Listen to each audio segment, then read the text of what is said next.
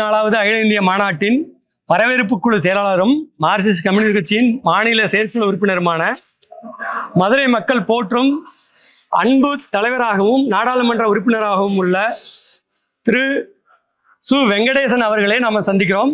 மிகவும் பரபரப்பான சூழலில் மாநாட்டு பணிகள் குறித்து மாநாடு மதுரையில் நடவதன் முக்கிய நோக்கம் என்ன, மாநாட்டு பணிகள் எப்படி நடந்துகிட்டு இருக்கு? மார்க்சிஸ்ட் கம்யூனிஸ்ட் கட்சியினுடைய அகில இந்திய மாநாடு மதுரையிலே நடத்துவது என்று முடிவு செய்தோம். மதுரையினுடைய ஒரு நீண்ட வரலாற்றை நாம் எடுத்து பார்த்தால் முற்போக்கு சிந்தனையும் பகுத்தறிவு மரபும் கொண்ட ஒரு நிலம் மதுரை. நீ மன்னவனே ஆனாலும் நீ செஞ்சா தப்பு தவறுதான், இறைவனே ஆனாலும் நீ செய்தால் தவறுதான் என்று கேட்கிற ஒரு விமர்சன மரபு மிக வலிமை கொண்ட ஒரு நிலம் தமிழ்நாட்டு நிலம், குறிப்பாக மதுரை மண். விடுதலை போராட்ட காலத்தில் இந்த மதுரை மாநகரில் மதுரை மாவட்டத்தில் நடைபெற்ற விடுதலை போராட்ட நிகழ்வுகள் இயக்கங்கள் மிக பிரம்மாண்டமானது.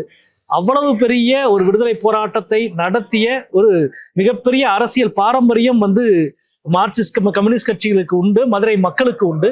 அவற்றினுடைய ஒரு தொடர்ச்சியாகத்தான் மதுரையிலே மார்க்சிஸ்ட் கட்சி, குறிப்பாக இடதுசாரி அரசியல் மிக வலிமையாக நிலை பெற்றிருக்கிற ஒரு நிலம். இயக்கத்தினுடைய சக்தி என்பது அதனுடைய கருத்தியலுக்கு கிடைத்திருக்கிற அங்கீகாரத்திலே தான் நிலை கொண்டிருக்கிறது.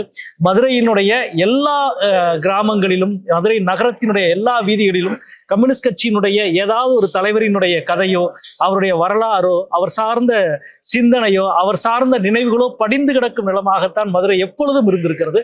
அவற்றினுடைய தொடர்ச்சியாகத்தான் மார்க்சிஸ்ட் கட்சியினுடைய அகில இந்திய மாநாடு 3வது முறையாக மதுரையில் நடக்கிறது. 1953, 1972, இப்பொழுது 2025. அநேகமாக இந்தியாவில் 3 முறை கம்யூனிஸ்ட் கட்சியினுடைய அகில இந்திய மாநாடு நடைபெற்ற நகரம் என்பது கல்கத்தாவும் மதுரையும் மட்டும்தான். எனவே இன்றைக்கு 3வது முறையாக அந்த மாநாட்டினை நடத்த நாங்கள் மிக விரிவாக ஏற்பாடு செய்து கொண்டிருக்கின்றோம். மதுரை இன்னும் சொல்லப்போனால் இந்த மாநாட்டுக்கான பொருட்செலவுக்காக மதுரையினுடைய ஒவ்வொரு கட்சி உறுப்பினரும் அவர்களது வீட்டு குடும்ப உறுப்பினர்களுடைய பங்களிப்புக்காக ஒரு உண்டியல் கொடுத்திருக்கிறோம். 2 மாத காலமாக அந்த குடும்பத்தில் இருக்கிற எல்லாரும் அந்த உண்டியலில் தங்களது பங்களிப்பை செலுத்தி இன்றைக்கு ஏறக்குறைய ஒரு 6000க்கும் மேற்பட்ட உண்டியல்களில் அந்த குடும்பத்தினுடைய பங்களிப்பில் இருந்து இந்த மாநாட்டினுடைய பணி துவங்கியது. மதுரையினுடைய பல தொழிலாளிகள், உழைப்பாளிகள், விவசாயிகள், சிறு குறு வணிகர்கள், தொழில் முனைவோர்கள் என்று எல்லாருடைய பங்களிப்போடு இந்த மாநாடு மிகச்சிறப்பாக ஏற்பாடாகி கொண்டிருக்கிறது.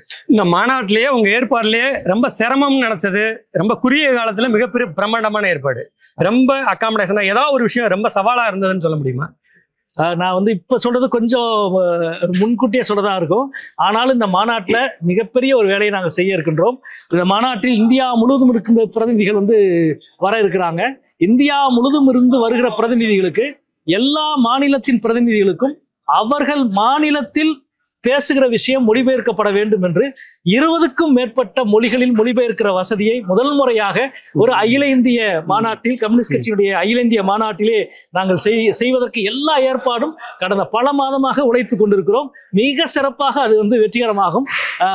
இந்தியாவின் ஒரு கட்சியினுடைய அகில இந்திய மாநாட்டில் அனைத்து மொழிகளிலும் மொழிபெயர்க்கிற வசதியோடு நடக்கிற முதல் மாநாடாக மதுரையின் மார்க்சிஸ்ட் கம்யூனிஸ்ட் கட்சியினுடைய மாநாடு இருக்கும் என்பதை பெருமையோடு சொல்லிக்கொள்வேன். மதுரை மண் பல்வேறு விஷயங்களுக்கு பேர் போனது. குறிப்பா நீங்க தமிழ்னு நாடாளுமன்றத்தில் மிகப்பெரிய குரல் கொடுத்திருக்கீங்க. இங்க தமிழ் சார்ந்தும் இந்த மதுரை மார்க்சிஸ்ட் கட்சி சார்ந்தும் தமிழுக்காக செய்திருக்கக்கூடிய தலைவரோட வரலாறு நீங்க நிறைய பண்ணியிருக்கீங்க. அது சம்பந்தமா கொஞ்சம் சொல்லுங்களேன். இல்ல, இந்த மாநாட்டினுடைய பொதுக்கூட்ட நினைவு திடல் சங்கரையா அவருடைய நினைவில் தான் அந்த நினைவு திடல் இருக்கிறது. உங்களுக்கு தெரியும், 1939 மகாத்மா காந்தி அவர்கள் பட்டாபி சீதாராமையா அவர்களை காங்கிரஸ் கட்சியினுடைய அகில இந்திய தலைவராக வேட்பாளராக முன்மொழிந்த பொழுது அதற்கு எதிராக நேதாஜி நிறுத்தப்பட்டிருந்தார். நிறுத்தப்பட்டிருந்தார். அப்பொழுது நேதாஜிக்கு மிகப்பெரிய வரவேற்பை கொடுத்த நகரம் மதுரை. கம்யூனிஸ்டுகள் அந்த வரவேற்பை கொடுத்தார்கள். அப்பொழுதிருந்து அரசியலிலே உள்ளே தொடர்ந்து இங்கே கம்யூனிஸ்ட் கட்சியினுடைய தலைவர்கள் பெரும் பங்காற்றி இருக்கிறார்கள். மொழி சார்ந்து வருகிற பொழுது 2 முக்கியமான விஷயத்தை சொல்ல வேண்டும் என்று நினைக்கின்றேன். ஒன்று, தமிழ்நாட்டில் சென்னை ராஜதானியில் சட்டமன்றத்தில் முதல் முறையாக தமிழிலே பேசிய தலைவர் தோழர் பி. ராமமூர்த்தி அவர்கள் தமிழில் பேசினார் சட்டமன்றத்தில். அது ஒன்று. 2வது, சங்கரையா தமிழ்நாட்டுக்கு தமிழ்நாடு என்று பெயர் வைக்க வேண்டும் என்று 63 நாட்கள் உண்ணாவிரதம் இருந்த சங்கரலிங்கனார் அவர்கள் 63 நாள் உண்ணாவிரதம் இருந்து அவர் இறந்த பொழுது அவர் என்னுடைய உடலை கம்யூனிஸ்டுகளிடம் ஒப்படையுங்கள் என்று சொல்லிவிட்டு இறந்தார். அந்த உடலை பெற்று மதுரை மருத்துவமனையில் அந்த உடலை பெற்று இறுதி நிகழ்வை நிகழ்த்தியவர் தோழர் சங்கரையா அவர்கள். இவ்வளவு பெரிய தமிழ் மொழியினுடைய அங்கீகாரத்திற்காக, தமிழ்நாட்டுக்கு தமிழ்நாடு என்று பெயர் சூட்ட வேண்டும் என்ற அங்கீகாரத்திற்காக சட்டமன்றத்தில் அன்றைக்கு மும்மொழி தீர்மானம் வேண்டாம் என்று அண்ணா அவர்கள் இருமொழி தீர்மானத்தை முன்மொழிந்த பொழுது அந்த இருமொழி தீர்மானத்தில் ஆங்கில முதன்மையானது, தமிழ் விருப்ப பாடம் என்ற அடிப்படையில் தீர்மானம் முன்மொழியப்பட்ட பொழுது இல்லை, தமிழ் முதன்மையானது, ஆங்கிலம் விருப்ப பாடமாக இருக்க வேண்டும் என்று இருமொழி திட்டத்தின் மிக சரியான ஒரு திருத்தத்தை உள்ளே வைத்தவர் தோழர் சங்கரையா அவர்கள். இப்படி தமிழ்நாட்டினுடைய வளர்ச்சிக்கு, தமிழ் மொழியின் வளர்ச்சிக்கு எல்லா விதமான பங்களிப்பும் செய்த தலைவர்களின் நினைவுகளால் இந்த மாநாட்டு அரங்கம் சூழப்பட்டிருக்கிறது. கீழடி துவங்கி இன்றைக்கு தொல்லியல் துறையிலே தமிழ்நாட்டினுடைய வரலாற்றையும் வளத்தையும் மரபையும் அழிக்க நினைக்கிற பாசிச பாஜகவினுடைய முயற்சிக்கு எதிராக தொல்லியல் என்பது எங்களது அரசியல் ஆயுதம் என்பதை இந்தியாவுக்கே எடுத்து காட்டுவதை போல கீழடியை நாங்கள் கொண்டு போய் சேர்த்திருக்கிறோம். அவைகளெல்லாம் அந்த பெருமைகளோடு, அந்த உரிமையோடு இந்த மாநாட்டை மிகச் சிறப்பாக நாங்கள் இன்றைக்கு நடத்த தயாராகி கொண்டிருக்கிறோம். கீழடியில உங்களோட ரோல் என்ன? குறிப்பா அதை சூவேங்கிறாங்க, அதோட ரோல் மட்டும் சொல்லுங்களேன். இல்ல, என்னுடைய பங்களிப்பை பற்றி நான் சொல்லுவதுன்றது பொருத்தமாக இருக்காது. நீங்கள் தான் அதை சொல்லணும். ஆனா ஒரு விஷயத்தை சொல்ல முடியும். கீழடி மறைப்பதற்காக கைவிடப்படுவதற்காக நடந்த போராட்டத்தை முறியடிப்பதில் எல்லா இடத்திலேயும் நாங்கள் வரலாறு எங்களுக்கு இட்ட கட்டளையை செய்திருக்கிறோம். 2014ஆவது ஆண்டு துவங்கி முதல் ஆண்டே அமர்நாத் ராமகிருஷ்ணனுடைய குழுவுக்கு கீழடி தொல்லியல் ஆய்வை முடிவுக்கு கொண்டு வர வேண்டும் என்று மத்திய தொல்லியல் துறை ஒப்புதல் கொடுக்கவில்லை. அப்படி விடமாட்டோம் என்று முதலிலே குரல் கொடுத்தது நாம் தான். அதுக்கு அடுத்த ஆண்டு அனுமதி கிடைத்தது. 2015ஆம் ஆண்டு இதோட அனுமதி முடிந்தது என்று மத்திய தொல்லியல் துறை முடிவு செய்த பொழுது அதை தேசிய அளவிலான பிரச்சனையாக நாம் மாற்றினோம். எனவே அவர்கள் அனுமதியை ரத்து செய்யாமல் அமர்நாத் ராமகிருஷ்ணனை மட்டும் மாற்றிவிட்டு இன்னொரு அதிகாரியை போட்டு எவ்வளவு மோசமாக அந்த வேலையை செய்ய முடியுமோ அவ்வளவு மோசமாக செய்துவிட்டு வெளியேறினார்கள். அப்பொழுதுதான் நாம் பல தகவல்களை சொன்னோம். ஒவ்வொரு ஆண்டும் 45 குழிகளை தோண்டி தொல்லியல் பொருட்களை கண்டுபிடித்தார் அமர்நாத் ராமகிருஷ்ணன். ஆனால் நீங்கள் இப்பொழுது இந்த ஆண்டு நியமித்த அதிகாரி வெறும் 8 குழிகளை மட்டும் தோண்டி கீழடியிலே ஒன்றும் கிடைக்கவில்லை என்று சொல்லிவிட்டு போகிறார்.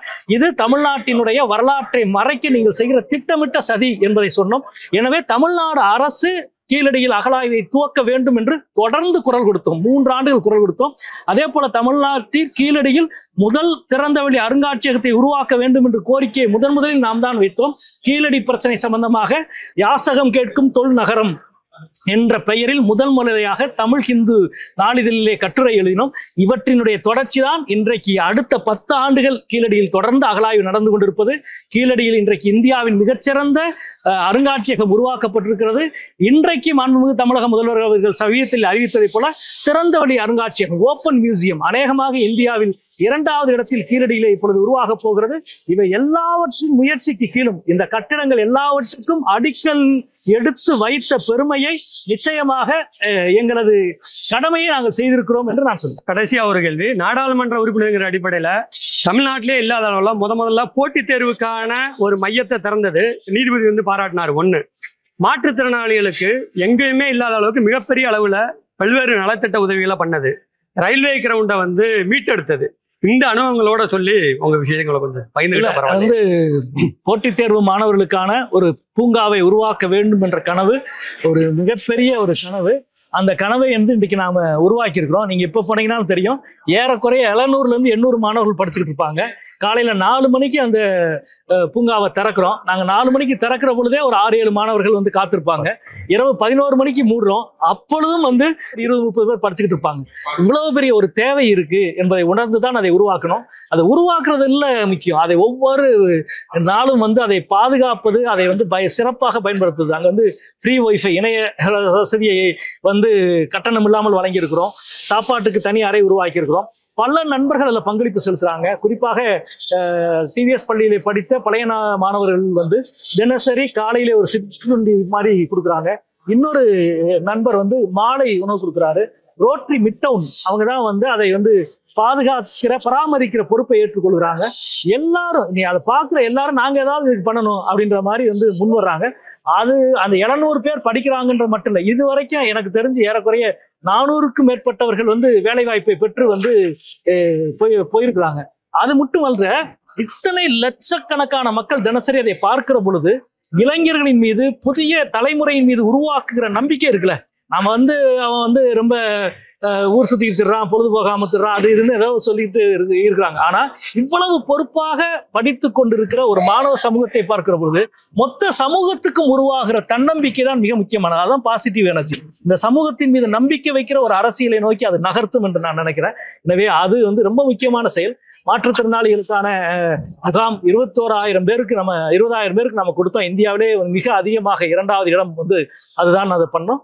ரயில்வே மைதானம் மீட்டது வந்து அதனுடைய உச்சம். அதனுடைய விலை மதிப்பு 1500 கோடி. இந்தியாவில பல இடங்களை வித்துட்டாங்க, தமிழ்நாட்டில் வித்துட்டாங்க. விழுப்புரத்துல மைதானங்கள், ரயில்வே இடங்கள் வந்து தனியாருக்கு கொடுக்கப்பட்டுருச்சு, சென்னையில ஒரு இடம் கொடுக்கப்பட்டுருச்சு. ஆனால் மதுரையில் மட்டும்தான் பெரிய மக்கள் திரளை திரட்டணும். அதுல நடந்த மாரத்தான்ல 5000 விளையாட்டு வீரர்கள் பங்கெடுத்தாங்க. எல்லாரும் சேர்ந்து பண்ண ஒரு விஷயம். ஒரு நாடாளுமன்ற உறுப்பினராக மதுரையிலே பணியாற்றுகிற இந்த காலத்தில் மதுரைக்கான சொத்தை பாதுகாப்பதில், மதுரை மக்களுக்கான நலனை உருவாக்கி தருவதில், மதுரையின் புதிய பல்வேறு வளர்ச்சிக்கான தொடர்ந்து முயற்சிகள் செய்வதிலே நாங்கள் எங்களால் ஆன்ற முயற்சியை தொடர்ந்து செய்து கொண்டிருக்கிறோம். பொதுவா வந்து இப்ப கரையோரம், ஆத்தோரம் இருக்கிற ஜனங்கள்லாம் வெளியேற்றிக்கிட்டு இருக்காங்க. அப்படி மதுரை பக்கம் இருக்கக்கூடிய பல்லாயிரக்கணக்கான பேரை திரட்டி மிகப்பெரிய போராட்டம் நடத்தினீங்க. அவங்களுக்கு முதல்வர் வந்து உங்க குடிசைகளாம் அகற்றப்படாது, பட்டா வழங்கப்படும் சொன்னாரு. அந்த போராட்டம் பத்தி சொல்லுங்க. இன்னைக்கு அதோட நிலைமை என்ன? வந்து 1960களில் வந்து போடப்பட்ட ஒரு உத்தரவு, நகராட்சி மாநகராட்சி உள்ளே இருப்பவர்களுக்கு இலவச பட்டாக்கள் கொடுக்கக்கூடாது என்ற உத்தரவு. அது வந்து எந்த பொருத்தமும் அல்ல. அரசினுடைய புறம்போக்கு நிலத்தில் குடியிருப்பதற்கான உரிமையை மறுக்கிற ஒரு உத்தரவு. அது ஒரு ஜனநாயக விரோத உத்தரவு. அதுக்கு எதிராகத்தான் மதுரையிலே சுமார் 20,000 பேரை திரட்டி கடந்த சில மாதங்களுக்கு முன்பு மிகப்பெரும் போராட்டத்தை நடத்தினோம். இந்த மக்கள் விரோத உத்தரவை, ஜனநாயக விரோத உத்தரவை நீங்கள் ரத்து செய்ய வேண்டும், மாற்ற வேண்டும் என்றும் இன்றைக்கு தமிழ்நாட்டினுடைய அமைச்சரவை ஒரு பொருத்தமான முடிவெடுத்து அறிவித்திருக்கிறது. அது மதுரைக்கு மட்டுமல்ல, நாங்கள் நடத்திய போராட்டம் இன்றைக்கு தமிழ்நாடு முழுவதும் இருக்கிற நகர்ப்புறங்களில் இருந்த ஒரு பெரிய தடை உடைக்கப்பட்டிருக்கிறது. அது மிகப்பெரிய மகிழ்ச்சி. பல 10 ஆண்டுகளாக 50 ஆண்டுகளாக வசிக்கிறவர்களுக்கு கூட வந்து பட்டா கொடுக்க முடியாத நிலைமை, பட்டா பெற முடியாத நிலைமை. அந்த முயற்சி வந்து இன்றைக்கு மிக முக்கியமானதா என்று நான் நினைக்கிறேன். மதுரையை பாரம்பரிய நகரமா அறிவிக்கணும்னு நாடாளுமன்றத்துல பேசுனீங்க. அதோட நிலை என்ன இன்னைக்கு? தொடர்ந்து வந்து மதுரை மட்டுமல்ல, தமிழ்நாடும் பாஜக அரசால் தொடர்ந்து புறக்கணிக்கப்பட்டு கொண்டிருக்கிறது. அவற்றினுடைய ஒரு பகுதியாகத்தான் மதுரையினுடைய எல்லா வளமும் நலமும் காப்பாற்றப்பட வேண்டும் என்று இவங்க ஒன்றும் புதுசா கொடுக்காட்டாலும் பரவாயில்ல, இருக்கிறத கெடுக்கிற வேலையும் செய்யறாங்க. அதான் இப்ப சமீபத்தில் வந்து டங்ஸ்டன் சுரங்க ஏலம், அரிட்டாபட்டியையும் அலர்கோவிலையும் விட பாரம்பரியமான நிலம் உலகத்துல எதுவும் கிடையாது. 3500 ஆண்டுகளுக்கு முன்பு எழுதப்பட்ட எழுத்து கட்டமைப்பு வந்து அவ்வளவு இருக்கு. ஆனா அதவே வந்து டங்ஸ்டன் சுரங்கம் அமைக்கிறதுக்கு நான் வந்து ஏலம் கொடுக்குறேன் அப்படின்னு சொன்னா வந்து அது எவ்வளவு பெரிய ஒரு மோசடி. இருக்கிறவற்றையும் அழிக்கிற ஒரு வேலை செய்கிற பொழுது இன்றைக்கு பெரும் போராட்டத்தை நடத்தி அதை நாங்கள் தடுத்திருக்கிறோம் என்பது நம்முடைய மதுரை மக்களுக்கு கிடைத்த வெற்றி, மார்க்சிஸ்ட் கட்சிக்கு கிடைத்த வெற்றி. இவ்வளவு பிரம்மாண்டமான ஏற்பாடு, ஒவ்வொரு சிபிஎம் ஊழியரும் களத்துல நிக்கிறாங்க. இன்னைக்கு மிகப்பெரிய அளவுல எதிர்பார்க்கப்படுறது இந்த அகில இந்திய மாநாடோட மிக பிரம்மாண்டமான பேரணி. அந்த பேரணி ஏற்பாடு என்ன, எவ்வளவு பேர் வருவாங்க, என்ன மாதிரியான மாற்றத்தை உருவாக்கும் நீ நினைக்கிறீங்க மதுரைக்குள்ள? அது ஒரு பெரிய கனவு. அந்த கனவை நனவாக்குவதற்கு தமிழ்நாடு முழுவதும் இருக்கிற மார்க்சிஸ்ட் கட்சியினுடைய ஒவ்வொரு உறுப்பினரும் ஒவ்வொரு கிளையும் கடந்த பல மாதங்களாக தயாரிப்பு பணிகளில் ஈடுபட்டிருக்கிறார்கள். நீங்க இன்னைக்கு தமிழ்நாட்டின் குறுக்க நெருக்க எந்த சாலைகளில் போனாலும் மாநாட்டினுடைய விளம்பரங்களை வந்து தொடர்ந்து பார்க்க முடியும். பெரிய ஒப்பந்தக்காரர்களை பிடித்து, பெரிய நிறுவனங்களை பிடித்து விளம்பரம் செய்வது என்பது வந்து பல கட்சிகளால் முடியும். ஆனால் தனது சொந்த கட்சி உறுப்பினர்களை கொண்டு இந்த செய்தியை எவ்வளவு தூரம் கொண்டு செல்ல முடியுமோ அவ்வளவு தூரம் கொண்டு செல்லுகிற ஆற்றல் மார்க்சிஸ்ட் கம்யூனிஸ்ட் கட்சிக்கு உண்டு. அதனுடைய ஒரு பகுதியாகத்தான் இந்த விளம்பரம், அதனுடைய ஒரு பகுதியாகத்தான் இன்றைக்கு திரட்டுகிற ஏற்பாடு. சுமார் 5 லட்சம் பேரை திரட்டுகிற மிக பிரம்மாண்டமான பணி நடந்து கொண்டிருக்கின்றது. அன்றைய நாளில் ஒரு 30,000 செந்தொண்டர்கள் வந்து அணிவகுக்கிற ஒரு மிகப்பெரிய செந்தொண்டர் பேரணி நடைபெற இருக்கின்றது. அந்த பேரணி இந்த மாநாட்டினுடைய முத்தாய்ப்பு. அதனுடைய தொடர்ச்சியாக அந்த பொதுக்கூட்டம் என்பது இதுவரை இல்லாத அளவுக்கான ஏற்பாடுகளை நாங்கள் செய்து கொண்டிருக்கின்றோம். இந்த மாநாட்டினுடைய தீர்மானங்கள் இந்தியாவினுடைய பாஜக பாஜகவினுடைய இந்த கொடுங்கோல் ஆட்சியை முடிவு கட்டுவதற்கான ஒரு அரசியல் உந்து சக்தியை மதச்சார்பற்ற சிந்தனை கொண்ட எல்லாருக்கும் நம்பிக்கை கொடுக்கிற தீர்மானத்தோடு மார்க்சிஸ்ட் கட்சி இந்த மாநாட்டில் இருந்து அடுத்த கட்டத்துக்கு நகரும். தமிழ்நாட்டில் இடதே மாற்று மார்க்சிஸ்ட் கட்சியும் இடதுசாரிகளும் இடதுசாரி கொள்கையும் சமத்துவ சிந்தனையும் ஒவ்வொரு மனிதனின் மனதுக்குள்ளும் இருக்கிற சிந்தனை சமத்துவ சிந்தனை. மனிதனின் மனதுக்குள் இருக்கிற அந்த சிந்தனையை சமூகத்தின் பொது சிந்தனையாக மாற்றுகிற ஒரு பெரும் அரசியல் பயணத்தை, பெரும் அரசியல் விசையை மார்க்சிஸ்ட் கட்சி இந்த மாநாட்டின் மூலம் தமிழ்நாட்டிலே உருவாக்கும் என்று நான் நினைக்கின்றேன். 2 மாநில முதல்வர்களை கொண்டாந்து இங்க கருத்தரங்க நடத்துறீங்க. அதோட முக்கிய நோக்கம் என்ன? மிக மிக மிக முக்கியமான ஒரு நிகழ்வு. மாநில உரிமையும் கூட்டாட்சி தத்துவத்தையும் பற்றி இன்றைக்கு இந்தியா முழுவதும் எதிரொலிப்பதை போல பேசிக் கொண்டிருக்கிற முதல்வர்கள் நம்முடைய அன்பிற்குரிய தோழர் பினராயி விஜயன் அவர்களும் நம்முடைய மாண்புமிகு தமிழ்நாட்டின் முதல்வர் மு.க. ஸ்டாலின் அவர்களும். இந்த 2 பேருடைய குரல் தான் இடைவிடாத குரல். இந்த 2 பேரினுடைய குரல் தான் சமரசம் இல்லாத குரல். இந்த 2 பேரினுடைய குரல் தான் டெல்லி என்ன பேசினாலும் எதிர்த்து எங்களால் பேச முடியும் என்பதை இந்தியாவுக்கு நிரூபித்துக் கொண்டிருக்கிற குரல்.